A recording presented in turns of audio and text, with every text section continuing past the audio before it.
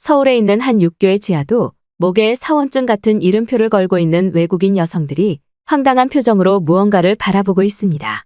심지어 한 외국인 여성은 더 이상은 믿지 못하겠다며 나머지 여성들을 내버려두고 어딘가로 뛰어가는데요. 그런데 바로 그때 벤치에 앉아있던 한국인 남성이 다가오더니 외국인 여성들에게 동전을 건네며 한마디를 건넵니다. 그의 말을 들은 외국인 여성들은 크게 당황한 듯 갑자기 말까지 더듬으며 한숨을 내쉬는데요. 과연 한국을 방문한 독일 여성들에게는 무슨 일이 있었던 것일까요? 안녕하세요. 저는 독일의 중앙정부에서 회계 담당 공무원으로 근무하고 있는 아나 페트리라고 합니다. 3년이 넘는 기간 동안 같은 보직으로 근무하고 있는 저는 얼마 전 저희 공무원 동기들과 함께 한국으로 동기 여행을 떠나게 되었는데요. 평소 한국에 대해 전혀 관심이 없던 터라 뜬금없이 한국으로 가자는 동기들의 제안에 저는 조금 망설였지만 평소 저의 업무 자체에 큰 우울감을 느껴왔던 저는 현실 도피를 위해 한국으로 가보기로 했고 처음으로 약 2주 정도의 장기 휴가를 신청하게 되었습니다. 사실 한국이라는 나라의 이름만 들어왔을 뿐 아는 것이 전혀 없었던 저는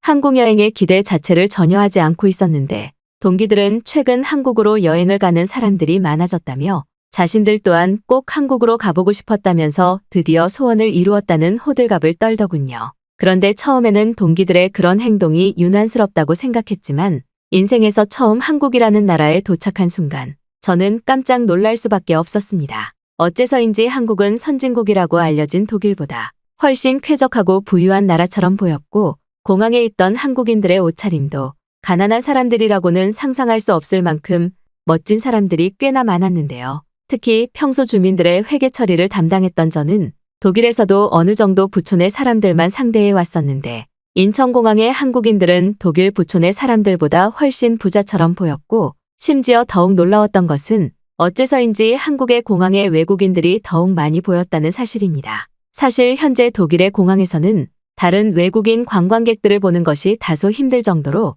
관광객의 유입 자체가 줄어들어서 중앙정부에서도 큰 위기감을 느끼고 있는데 한국은 이러한 문제가 전혀 없는 듯 정말 많은 외국인들이 자유로운 한국말까지 구사하며 익숙하게 공항을 걷고 있었기 때문인데요. 특히나 인천공항 내부의 식당과 카페들이 즐비해 있는 모습은 다소 낡고 노후화되어 아무런 편의시설이 없는 독일의 공항과는 완전히 상반되는 모습이었고 저는 동기들에게 한국이 이렇게 잘 사는 나라였냐는 질문을 건네며 조금씩 가슴이 두근거리기 시작했습니다. 하지만 한국에서의 진짜 놀라움은 따로 있었는데요. 동기들은 한국의 공항에 도착하자마자 가야 될 곳이 있다며 택시를 타고 서울 중심가로 이동하자고 했고 저는 그런 동기들을 따라 나서며 한국의 도시들을 구경하기 바빴습니다. 그런데 잠시 후 택시에서 내리라는 동기들의 말에 차에서 내린 저는 순간 눈앞의 광경을 믿을 수가 없었는데요. 그곳에는 한눈에 봐도 헤어샵처럼 보이는 가게가 있었는데 신기하게도 가게의 문이 아예 열려 있던 것은 물론 내부에는 손님들이 가득했기 때문입니다. 일반적으로 독일에서는 헤어샵에서 사용하는 비싼 미용 기계들을 전문적으로 훔쳐가는 시민단체 도둑들이 있을 정도로 사회적인 문제가 심각해서 저 또한 몇 번이나 도시관리 담당 공무원들과 함께 길거리에 있는 헤어샵들의 운영시간을 조절하거나 기계에 자물쇠를 채우라는 지시를 내린 적이 있었는데 한국의 헤어샵에서는 이러한 모습을 전혀 볼 수 없었는데요. 그런데 저희 동기 중 한 명이었던 요하나는 이미 모든 예약을 공항에서부터 완료했다며 바로 미용실 내부로 들어가자고 했고 저는 순간 제 귀를 의심할 수밖에 없었습니다. 저는 요하나에게 어떻게 지금 미용실에 도착했는데 예약을 할 수 있었냐며 거짓말을 하지 말라고 했지만 요하나는 폭소를 터뜨리면서 독일과 한국은 생활 인프라 시스템 자체가 다르다면서 저에게 갑자기 자신의 휴대폰 화면을 보여주더군요. 놀랍게도 한국의 헤어샵들은 대부분 휴대폰을 이용해 전자결제를 하거나 예약을 할 수 있는 시스템이 매우 평범한 듯 운영되고 있었고 심지어 예약 시간까지 디테일하게 조절이 가능한 모습은 항상 현장의 헤어샵에서 3시간이 넘게 대기를 해야만 했던 독일의 구시대적인 헤어샵 운영 방법과는 완전히 달랐습니다. 항상 독일에서 머리를 할 때면 그날 하루의 시간을 전부 날려야 할 정도로 시간의 허비가 심각했는데 한국에서는 휴대폰 하나로 아무데서나 예약이 가능하니 시간의 비효율이 발생할 이유가 없었던 것이죠. 요하나는 공항에서 이미 예약 시간과 금액을 자신이 전부 결제했다며 이곳에서 머리 세팅을 받고 한국 여행을 하자고 했고 저는 그때부터 한국의 놀라운 디지털 생활 방식에 크게 당황하고 말았습니다. 하지만 한국의 미용실 내부에서도 이러한 선진국의 놀라움은 끊이지 않았는데요. 미용실에 들어가자마자 외국인인 것을 알아본 듯 능숙한 영어로 안내를 해주시던 한국인 직원분은 뜬금없이 저에게 뭘 마시고 싶은지 물어보셨고 저는 처음에 그 말을 전혀 이해하지 못했습니다. 독일의 미용실에서는 미용실에 들어가도 아무런 말 없이 3시간 정도 기다려야 그때부터 안내가 시작되는데 신기하게도 한국의 미용실에서는 들어오자마자 각종 음료수나 커피들을 무료로 제공하고 있다는 믿을 수 없는 안내를 하셨기 때문인데요. 식당에서조차 물을 마실 때도 물값을 줘야 하는 독일과 달리 한국은 생수는 물론 커피와 음료수까지 전부 무료로 제공되었고 저는 미용실 직원분에게 혹시 한국이 이렇게나 돈이 많은 부유한 나라였냐면서 황당한 질문까지 건네게 되었습니다. 심지어 미용실 내부에는 기다리는 동안 편하게 사용하라는 노트북과 컴퓨터는 물론 전자패드까지 무료로 제공되고 있었고 저는 이러한 물품들이 제공되는 것도 놀라웠지만 손님들 중 그 누구도 비싼 전자 제품들을 훔쳐가지 않는다는 사실이 더 놀랍더군요. 약 10분 뒤 자리로 앉아달라는 직원분의 요청에 저는 자연스럽게 모든 짐을 챙겨 품에 안고 미용실 의자에 앉았는데 갑자기 한국인 직원분은 저에게 무슨 일이 있냐면서 당황한 반응을 보이셨습니다. 그런데 바로 그때 제 옆에 있던 요하나가 한국에서는 모든 짐을 그냥 의자에 놔두거나 라커룸에 넣어도 아무도 훔쳐가지 않는다며 믿기 어려운 설명을 이어나가기 시작했고 미용실 직원분 또한 자연스럽게 저희 짐을 받아 라커룸에 넣어주고 오시더군요. 실제로 독일에서는 헤어샵의 긴 대기 시간 때문인지 잠시 한눈을 팔거나 머리를 봤던 도중 잠이 들면 자신의 소지품들을 도둑맞는 경우가 상당히 많은데 한국인들은 남의 것에 전혀 욕심이 없는 것인지 아니면 시민의식이 상당히 높은 것인지 이러한 도난에 대한 문제 자체가 발생하지 않는다고 했습니다. 모든 짐이 없이 가벼운 몸으로 머리를 정리하니 그 자유로움은 말로 표현이 되지 않았고 저는 한국이 이렇게 살기 좋은 나라였나라는 생각에 한국의 공무원으로 일을 하고 싶다는 생각마저 들더군요. 항상 눈치를 보면서 남을 경계해야 되는 독일과 달리 한국은 어디를 가나 자유로움과 치안이 보장되었고 저는 왜 최근 많은 사람들이 한국으로 여행을 가는지 이해가 되기 시작했습니다.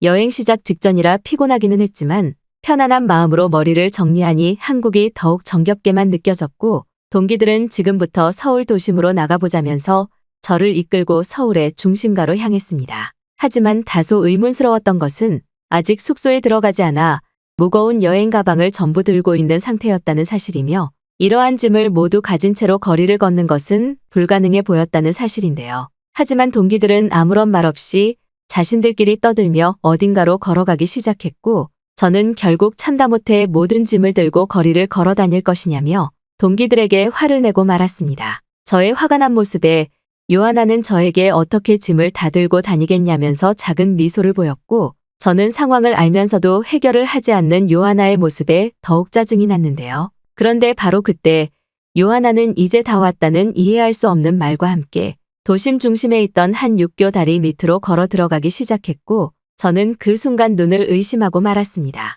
그곳에는 한국으로 여행이라도 온 것처럼 보이는 수많은 외국인 관광객들이 자신의 여행 가방과 짐 가방을 들고 있는 채로 종이에 무언가를 적고 있었다는 것이며 저는 대체 이게 무슨 상황인지 이해가 되지 않았는데요. 당황한 저희 표정을 확인한 요하나는 한국에서의 경우 관광객들의 짐을 굳이 숙소로 직접 가지고 가지 않고도 배송을 해주는 시스템이 도심 이곳저곳에서 운영되고 있다는 말과 함께 이곳에서 짐을 맡기고 숙소 주소를 입력하면 1시간 이내로 모든 짐의 배송이 완료된다는 충격적인 말을 하기 시작했습니다. 아무리 한국이 안전한 치안을 가진 선진국이라지만 수십 명의 짐이 섞인 여행 가방을 어떻게 숙소로 배송해준다는 것인지 이해가 되지 않았던 저는 곧바로 눈앞에 펼쳐진 광경에 큰 충격을 받고 말았는데요. 외국인 관광객들이 종이에 무언가를 적어 내려가는 사이 가게 바로 옆으로는 약 3대의 작은 트럭들이 오더니 관광객들의 주소를 확인해 여행 가방들을 트럭에 분류해서 싣기 시작했고 저는 바로 그 순간 한국이 이렇게나 편리한 나라였구나라는 사실에 할 말을 잃고 말았습니다. 상식적으로 생각했을 때 독일에 이러한 여행 가방 배송 시스템을 도입했다면 곧바로 트럭 기사가 모든 짐을 가지고 도망을 쳤을 것인데 한국은 이러한 문제가 전혀 없는 듯 이미 많은 외국인 관광객들이 편하게 자신의 짐을 맡기고 있었고 요하나 또한 저희 동기들의 짐을 전부 신청해 놓았다면서 5분도 되지 않아 모든 짐의 정리가 끝났다는 믿을 수 없는 말을 하더군요. 심지어 약 1만 원 정도라는 상당히 저렴했던 비용은 독일의 택배 비용보다 훨씬 저렴해서 더욱 충격적이었고, 짐을 배송해주는 한국의 업체에서는 혹시 짐이 분실되는 경우 10배 이상으로 보상을 해준다는 상당히 파격적인 조건마저 제시하고 있었습니다. 요하나는 저에게 휴대폰의 지도를 보여주더니 서울의 중심 도시에만 100개가 넘는 여행 가방 배송 업체가 도시 이곳저곳에서 운영되고 있다고 했고, 실제로 휴대폰의 화면에는 이미 수많은 업체들이 어디 있는지 정확하게 표시가 되고 있었죠. 말 그대로 한국에서는 생활의 불편함을 느낄 겨를도 없이 누군가가 그것을 해결하기 위한 방법을 생각해 사업으로 실현시킨 나라였고, 그럴수록 한국은 훨씬 살기 좋은 인프라를 가진 나라로 바뀌고 있던 것입니다. 독일에서 공무원으로 일을 하던 저조차도 매번 도시의 치안이나 생활 인프라를 개선하는 방법을 생각해야 되는 회의가 지긋지긋했는데, 한국에서 거주하는 한국인들은 이러한 불편함을 이미 모두 개선한 상태였고, 그만큼 한국은 살기에 좋은 나라로 변해 있었죠. 편하게 짐을 숙소로 배송시킨 채로 한국의 거리를 걸으니 독일에서는 느껴볼 수 없는 쾌적함까지 느껴졌고, 저뿐만 아니라 다른 동기들도 이제서야 한국에 온 것이 실감이 난다며 도시 이곳저곳을 구경하기 바빴습니다. 그런데 바로 그때 저의 눈에는 굉장히 이상한 장면이 눈에 들어왔는데요. 한국에 익숙했던 요하나 또한 제가 바라보는 것을 확인하더니 헉하는 소리와 함께 저게 뭐냐며 기겁하는 반응을 보였고, 그건 저뿐만 아니라 다른 동기들도 마찬가지의 반응을 보였습니다. 도심의 길거리 한복판에는 의사가운과 간호사 옷을 입은 사람들이 수십 명이나 보였고, 그 주위로는 다소 나이가 있으신 중년의 한국인분들이 자신의 팔을 걷어 올리거나 다리를 보여주고는 무언가 이상한 행동을 하고 있었기 때문인데요. 저는 혹시나 독일처럼 노숙자분들의 돈을 훔쳐가려는 사람들이 아닐까라는 생각에 곧바로 동기들과 함께 그곳으로 뛰어갔습니다. 그런데 가까이에서 이상한 장면을 마주한 순간 저와 동기들은 이게 대체 뭐냐면서 눈을 의심할 수밖에 없었는데요. 그곳에는 놀랍게도 수십 명의 의사와 간호사분들이 무료로 건강검진을 실시해주고 있는 봉사활동 중 하나였고, 심지어 영어 안내문으로 한국을 방문한 외국인 관광객도 단순 신체 검사가 가능하다는 말까지 쓰여 있어 더욱 충격적이었습니다. 이제 막 3년차의 경력이 쌓인 독일 공무원인 저조차도 의료 비용이 너무 비싸서 정부에서 지원해주는 건강검진을 받은 적은 단 한 번도 없는데, 놀랍게도 한국은 이러한 의료비가 말도 안 되게 저렴한 것인지 무료로 건강검진을 그것도 길거리에서 해주고 있었는데요. 또한 더욱 충격적이었던 것은 많은 의료 장비들이 길거리에 펼쳐져 있었음에도 그 누구도 그것을 훔쳐가려고 하지 않았다는 사실이며, 저는 그때부터 한국은 다른 나라들과는 상식을 달리하는 선진국이라는 사실을 뼈저리게 느끼고 말았습니다. 요하나 또한 이런 복지가 한국에 있었다는 것은 처음 알았다면서 깜짝 놀라는 반응을 보였고, 이미 몇몇 동기들은 한국인 간호사분에게 다가가 자신의 건강검진을 받을 수 있는지 질문까지 하고 있더군요. 한국인 간호사분께서는 2개월에 한 번 정도 유동인구나 노인분들이 많은 공원 근처에서 이러한 공개 건강검진 봉사활동을 한다고 했고, 심지어는 저녁 12시까지 건강검진 보호소를 운영한다는 말도 안 되는 말까지 들을 수 있었습니다. 독일에서는 저녁 6시만 넘어가면 어린 학생들이나 관광객들은 최대한 길거리를 걷는 것은 자제하라는 단체 문자 메시지까지 발송할 정도인데, 한국의 밤거리는 독일과는 너무나 상반되는 것처럼 더욱 많은 사람들이 밤에 길거리를 걸어 다니고 있었죠. 공원 근처에 있던 건강검진 보호소여서 그런지 한국의 공원도 살펴볼 수 있었는데, 공원과 도시가 적절하게 어울린 서울의 도심은 그 자체로도 너무나 아름다웠습니다. 사실 독일에서는 도심 중앙에 녹지 공간이 있는 경우는 거의 없는데,